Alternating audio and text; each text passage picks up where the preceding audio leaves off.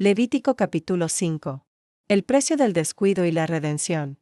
El Señor habló a Moisés, diciendo que si alguien pecaba por inadvertencia, y aunque no lo hiciera con plena conciencia, quebrantaba alguno de los mandamientos del Señor, entonces debía reconocer su falta y ofrecer el sacrificio correspondiente.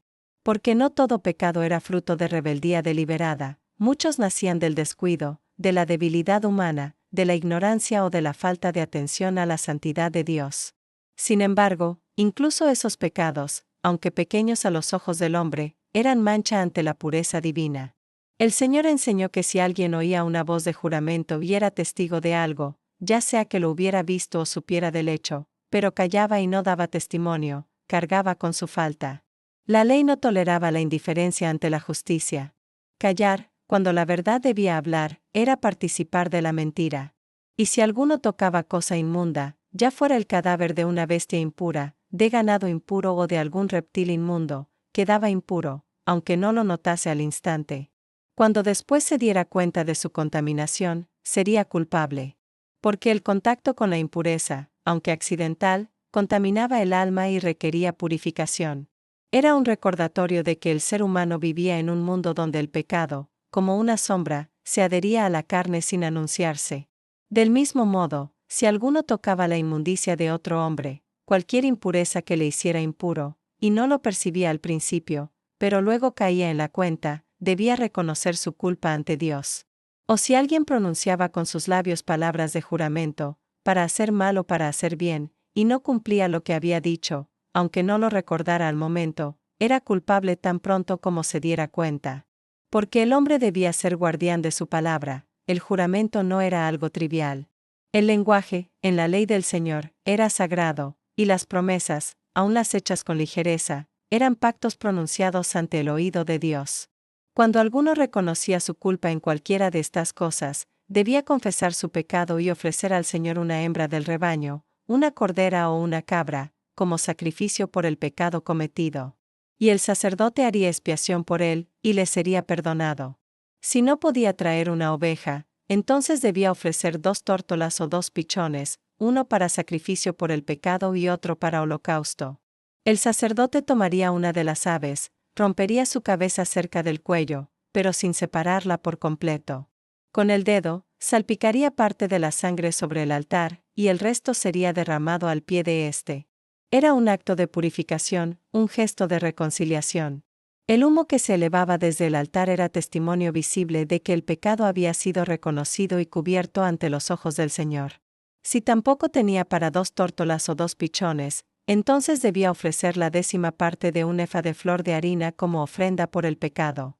No debía ponerle aceite ni incienso, pues era sacrificio por el pecado, y la fragancia quedaba reservada para las ofrendas de acción de gracias. El sacerdote tomaría un puñado de aquella harina como memorial y la quemaría sobre el altar, encima de las ofrendas encendidas del Señor.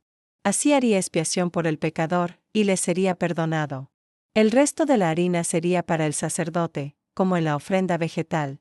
El Señor habló también a Moisés diciendo: Si alguno comete falta y peca por error en las cosas santas del Señor, traerá por su culpa un carnero sin defecto, tomado del rebaño, conforme a la estimación que el sacerdote determine en siclos de plata, según el peso del santuario.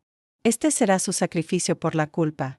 Y además restituirá lo que hubiere defraudado de las cosas santas, y añadirá la 5ª parte más.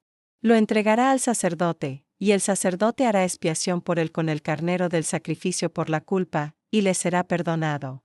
Este mandato era un símbolo profundo: el pecado contra las cosas santas, los objetos, votos, primicias o porciones dedicadas a Dios, requería reparación.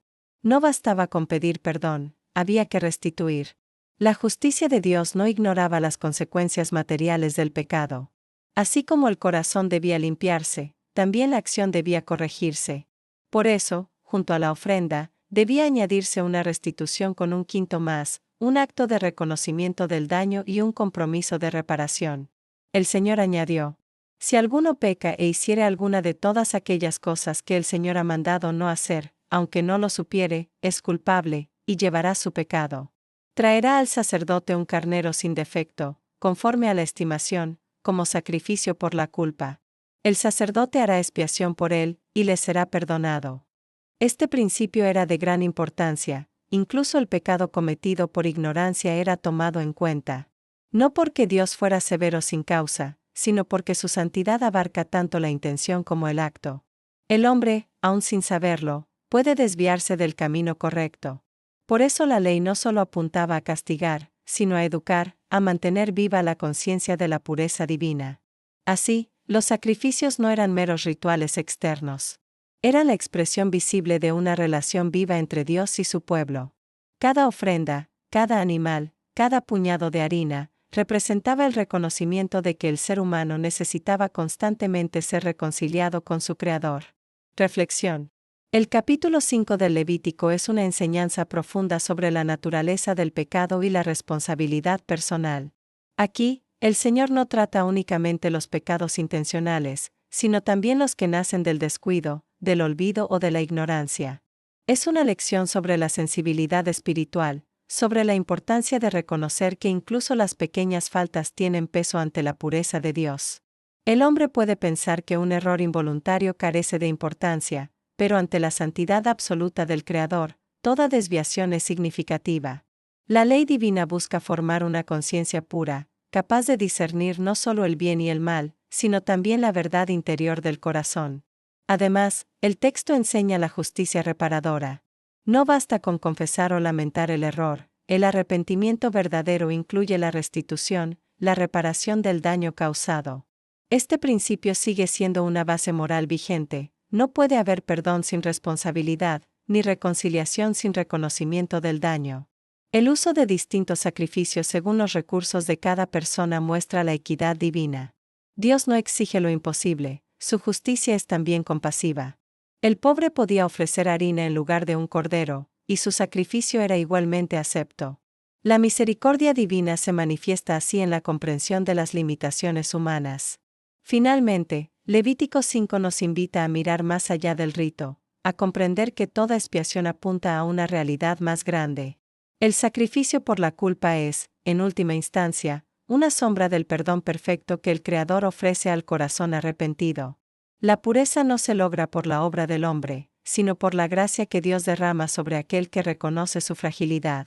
El capítulo, en su severidad y ternura, revela un equilibrio divino. El pecado no se minimiza, pero el perdón siempre está al alcance de quien se humilla. La santidad no se impone como un peso, sino que se propone como un camino hacia la libertad interior. Así, el libro del Levítico, a través de sus normas y sacrificios, enseña que vivir delante de Dios es un acto continuo de conciencia, reverencia y amor.